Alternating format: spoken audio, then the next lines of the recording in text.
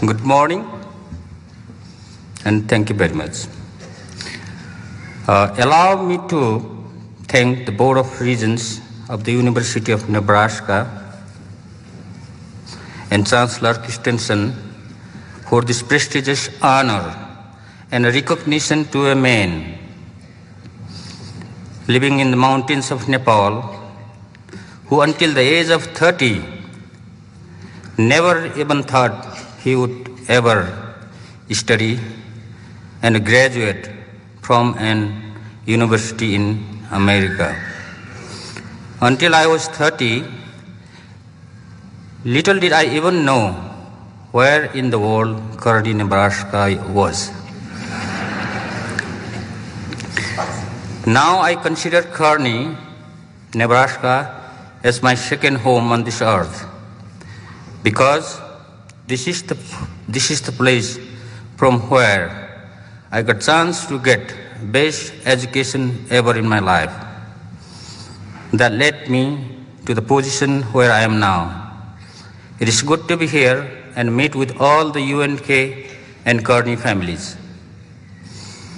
My fellow graduates, I was at this place where you are sitting now in summer 1992 to receive my undergraduate degree, and in winter 2001 to receive my master's degree, and now to be given me the singular honor of making the commencement address at my own alma mater is indeed a great privilege.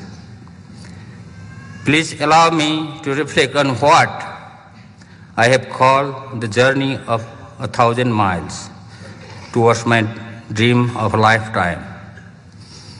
It is said that journey of 1,000 miles starts with the first step. But how does one start the first step? Which direction, what purpose, and what speed does one travel this long journey? I think the first step in this journey of 1,000 miles starts with a deep desire to do something either for oneself or someone else. Most people call this desire a dream or vision. In my case, my vision was the passion for my people of Nepal to find ways to create better educational opportunities by building schools and colleges in the remote rural areas to provide quality education for the children of poor people who would otherwise never get a chance to have it. I believe that education is always the most important assets for people, no matter where they live. Nobody can argue the fact that it is the education that makes people to learn how to make living better way on daily basis and for lifetime. Education helps us to make change the world if we choose. Let me share today all the lessons that I learned in trying to simply move forward with my vision. Maybe you can learn something from my experiences.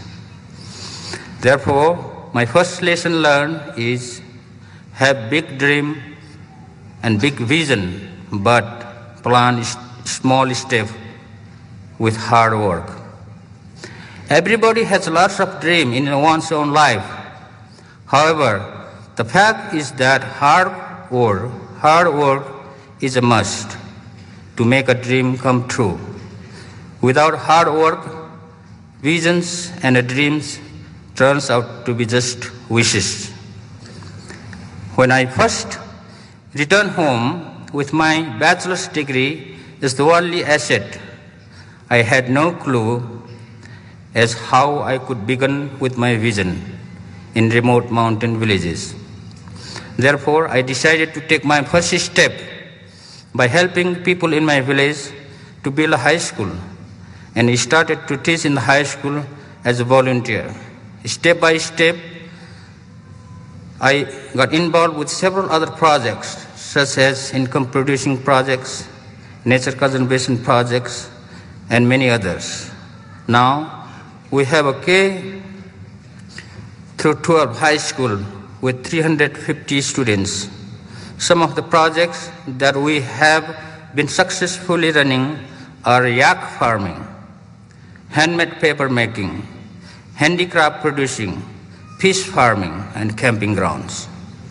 We have also started wireless networking projects in the mountain villages of Nepal to provide communication, education, health, and e-commerce services.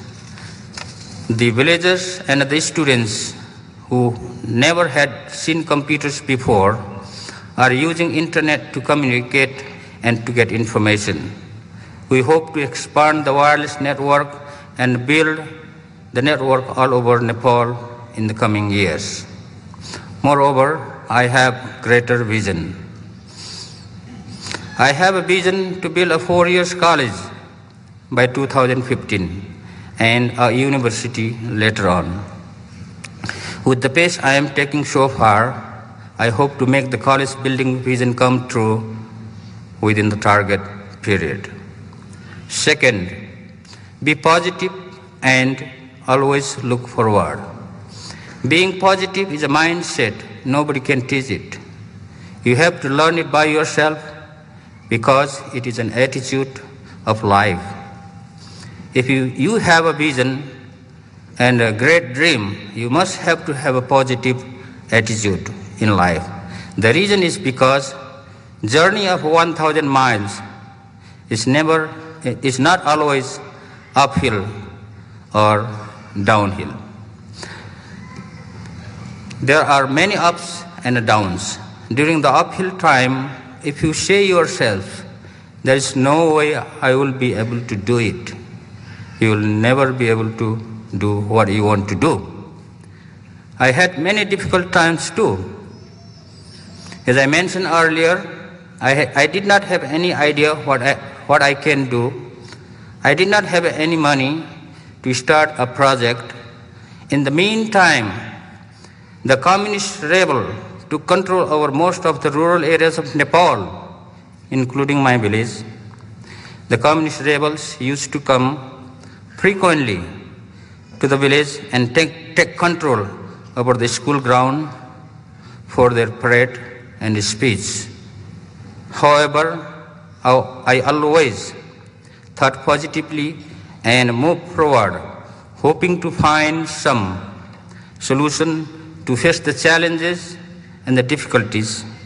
That is why I am here at this position where I am now. Third, have uncommon faith and take uncommon approaches to face the challenges. Things always do not work the way you want it to go. There comes difficult time and unusual situation that usually people don't need to go through. In that situation, it is necessary to have uncommon faith and uncommon approaches to overcome the unusual odds of human life. I have several uncommon faiths. My first uncommon faith was trying to find ways to build better schools and colleges in the area where there are no roads, no power, and most of the people living there are subsistence farmers.